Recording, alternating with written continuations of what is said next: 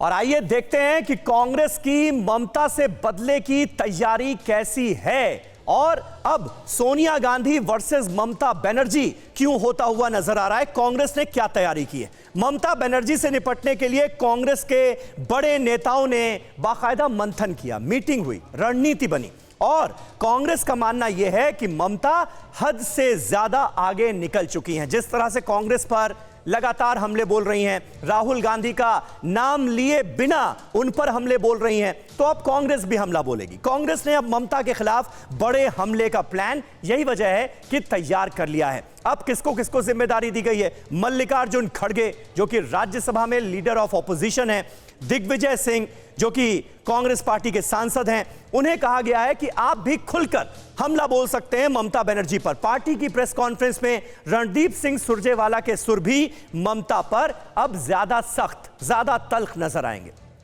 अभी तक क्या होता था, अभी तक केवल अधीर रंजन चौधरी ही ममता के खिलाफ हमलावर नजर आते थे बुरी तरह से, लेकिन अब कांग्रेस के बाकी नेताओं का भी रुख बदला बदला नजर आएगा ममता दीदी के लिए। विपक्षी एकता के नाम पर ममता से रिश्ते सुधारने की संभावनाएं अब खत्म होती हुई नजर आ रही हैं।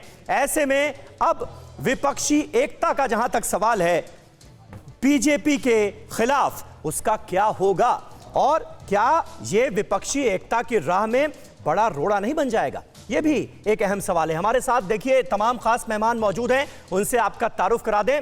कुमार विक्रांत सिंह हमारे संवाददाता इस वक्त दिल्ली से हमारे साथ मौजूद हैं। प्रियंका टिब्रेवाल हमारे साथ मौजूद हैं, भारतीय जनता पार्टी की प्रवक्ता हैं और विधानसभा के जो उपचुनाव हुए थे उसमें प्रियंका ने, आपको याद होगा, ममता दीदी को टक्कर दी थी। अभय दुबे साहब हमारे साथ मौजूद हैं, राष्ट्रीय प्रवक्ता कांग्रेस पार्टी के। सुजाता मंडल नेता टीएमसी की हमारे साथ इस वक्त मौजूद हैं और थोड़ी देर में राय तपन भारती जो कि बंगाल और देश की सियासत को बखूबी समझते हैं, वो भी हमारे साथ मौजूद रहेंगे। लेकिन सबसे पहले कुमार मैं आपके पास आऊंगा, ये जो स्ट्रैटेजी बनती हुई नजर आ रही है कुमार विक्रांत, ये क्या कहानी कह रही है इस वक्त, क्योंकि अब तो ऐसा लग रहा है कि कांग्रेस पार्टी ने भी तय कर लिया है कि ममता दीदी पर हमले आने वाले वक्त में और तल्ख होंगे उनके मौजूदा रुख को देखते हुए।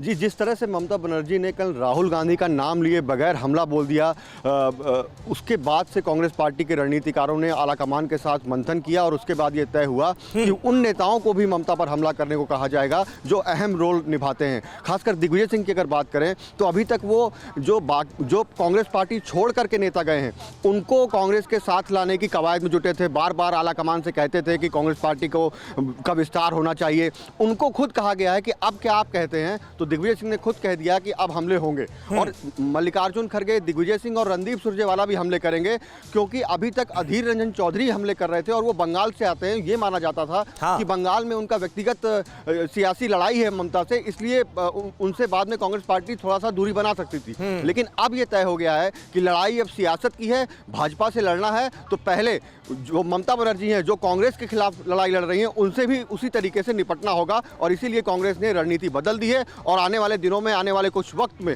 इसकी वानगी आपको नजर आने लगेगी। जी, न्यूज़ टॉप 9 रोज सुबह 7 बजे और शाम 7 बजे सिर्फ TV9 भारतवर्ष पर।